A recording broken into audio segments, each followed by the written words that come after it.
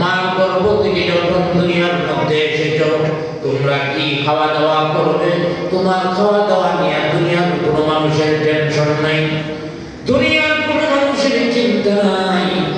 রব তৈরি করেছেন, অতএব রব তার খাবারের জন্য মাছ স্তরের মধ্যে 27টা ছিদ্রের মাধ্যমে দুধ বের হওয়ার ব্যবস্থা করে দিয়েছেন।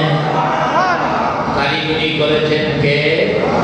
তিনি হলো রবের পরিচয় দিতে গেলে বলতে ইসলামকে সুন্দরভাবে দিতে গেলে সেদিকে আমি যাব না। এই আয়াতের মধ্যে মূল বক্তব্য যেটা আল্লাহ পাক বলছেন, ওয়াবুদ রাব্বাকা, তোমরা তোমাদের রবের ইবাদত করো।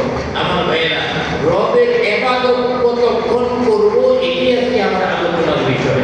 আমার ভাইয়েরা, রবের ইবাদত হইল মসজিদের মধ্যে মনে করেন আপনারা উঠছেন, দুইটা এশার নামাজ পড়ছেন,